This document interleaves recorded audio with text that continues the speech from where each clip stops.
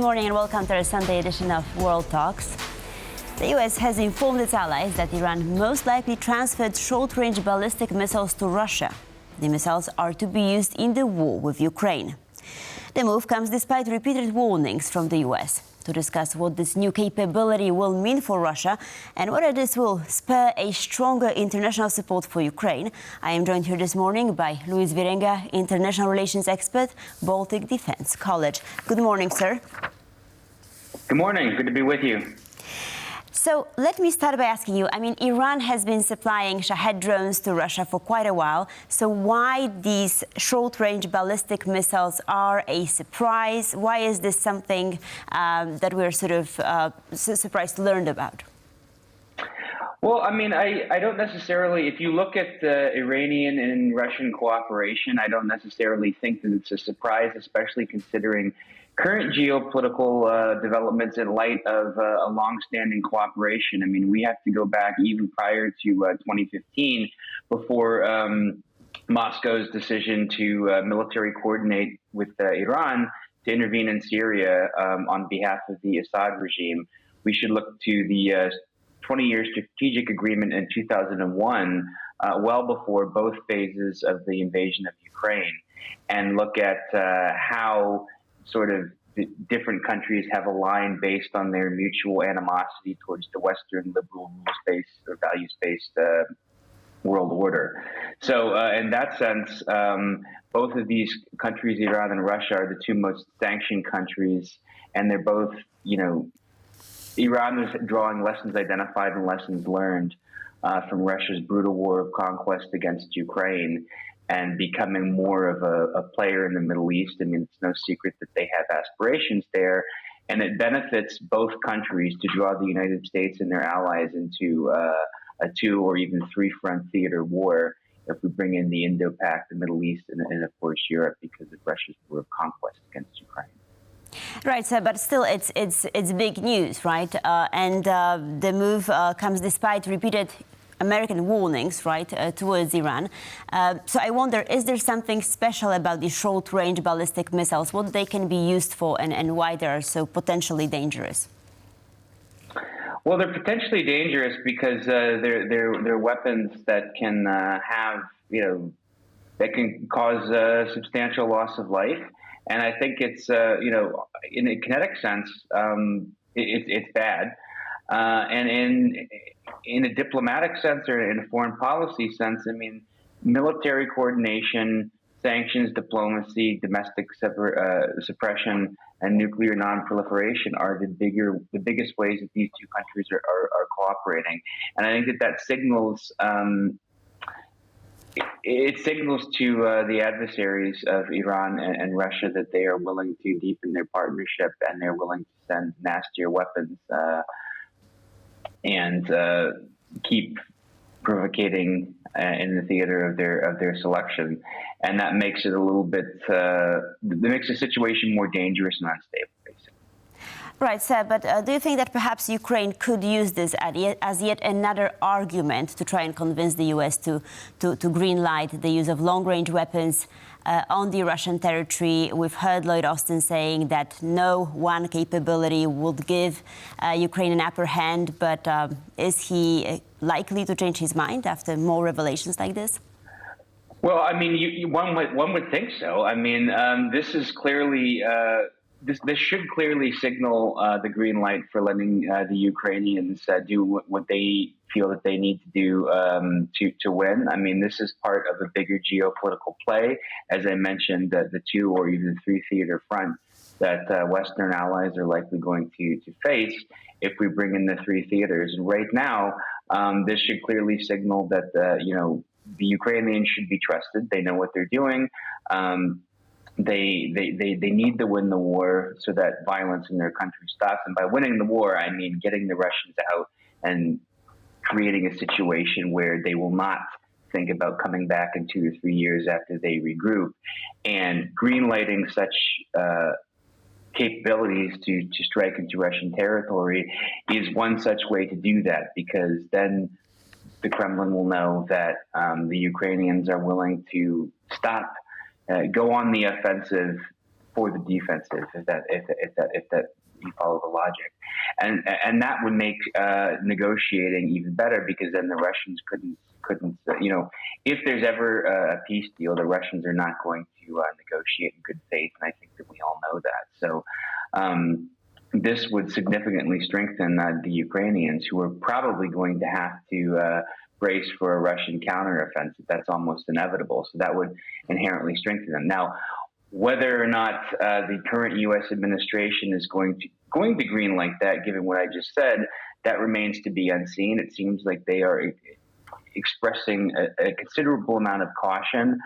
This is a unique election year as well, because there's polarization in the United States. But now we have an election year where the incumbent president is not seeking re-election. So that draws just, and we are down to, just a couple of months until November 5th. Right. So Volodymyr Zelensky went to Ramstein, attended this important meeting, and tried to lobby for more support for Ukraine. And indeed, he did get the support. He did not get the green light on the use of long-range weapons, but the U.S. pledged 250 million, and of course other European countries as well, such as the Netherlands, Germany, right, and the UK. But my question is that kind of aid enough? And what is Zelensky still trying to get, aside from the long-range weapons, of course? Well, I mean, first of all, it's of course great that he can go there and he can get that support and FaceTime with other leaders who are supportive of Ukraine. That in and of itself is of course good, but I don't think that it's necessarily enough. I mean, the Ukrainians know arguably better than anyone else what they need to change the battlefield scenario to their advantage and to, win this war. And I mean, Zelensky really, warned of a significant shortfall in aid. I mean, he's of course very grateful, as are the Ukrainian people, but the number of air defense systems that haven't really been delivered yet is substantial. And so I think that they need more, and they need things to come quicker. I think they need more hardware, and they need it to come quicker on a timeline that really gets things there so that they can use them. And it seems like, what they're given is not enough. And if they were, I mean, they fought very valiantly and brilliantly on the battlefield. So I don't think that too many people would argue that if they had what they needed before they needed it, so that they could use it as soon as the developments on the battlefield dictated that they would be actually able to, spank the Russians even more, if I can be colloquial about that.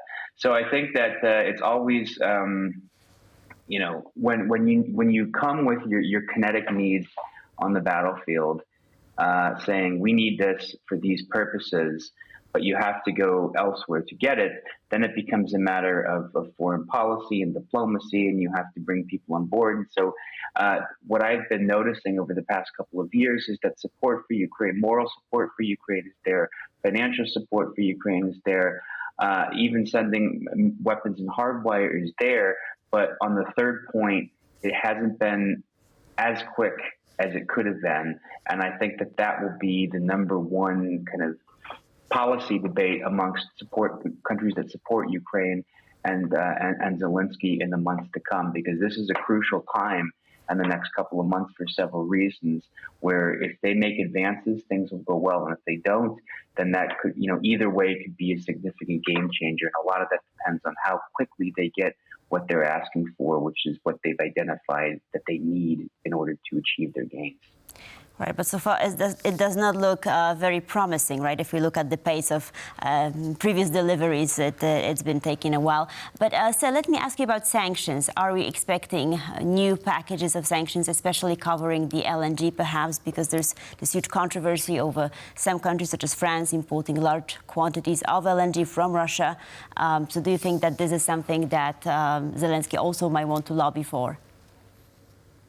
Yes, of course. And I mean, sanctions are one of those things that can always be debated. But I think we talked about Iran earlier on in the segment, and the Iranians are providing the Kremlin with, critical advice on how to evade sanctions. So, how to use front companies and money exchanging houses and the likes. And I think that we can expect further sanctions, but I think that these are going to have to be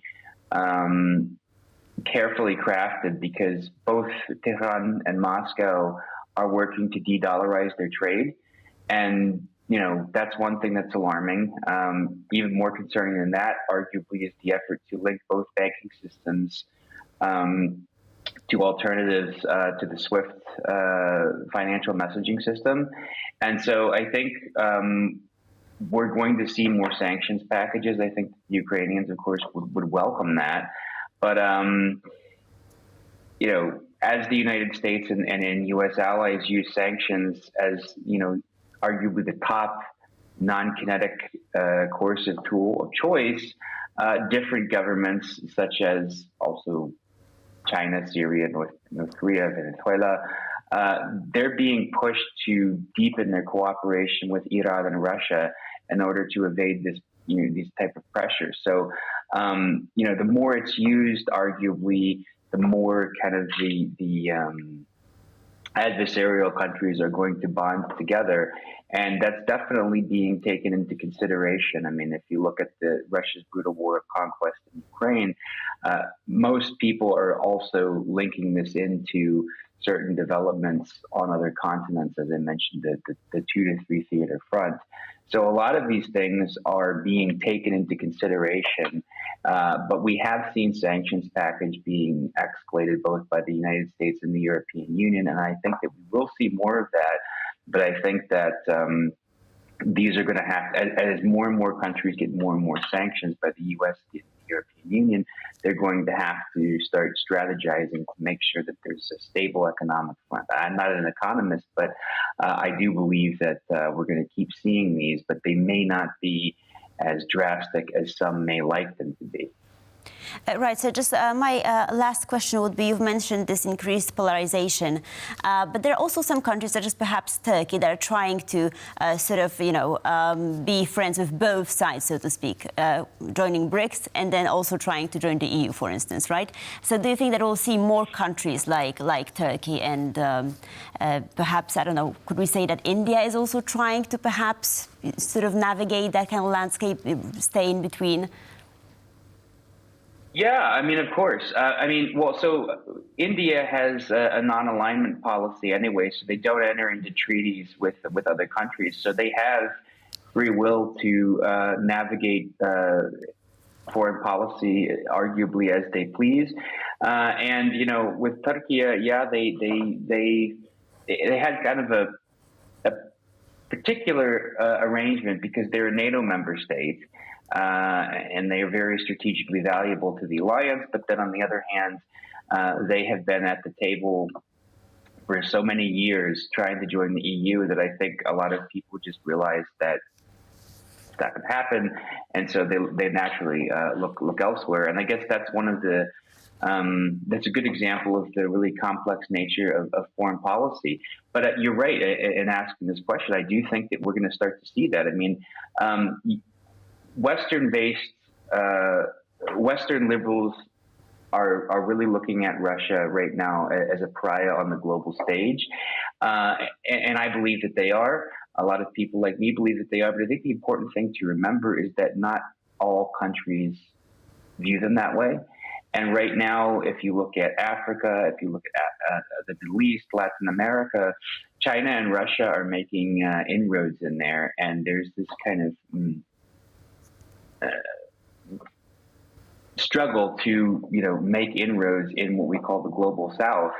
And I think that right now there's a lot of people who might be looking elsewhere rather than the United States. I mean, there is a discontent with the current rules-based international order, and there's a desire to challenge and reshape it. And so what Iran and China and Russia are doing is they are being proactive in engagement with Africa and Latin America and trying to provide an alternative. Now, whether or not that plays out, I don't necessarily think that it will, but we have to be careful because I think we should avoid the pitfalls of thinking that just because we're the West, we're always going to come out on top.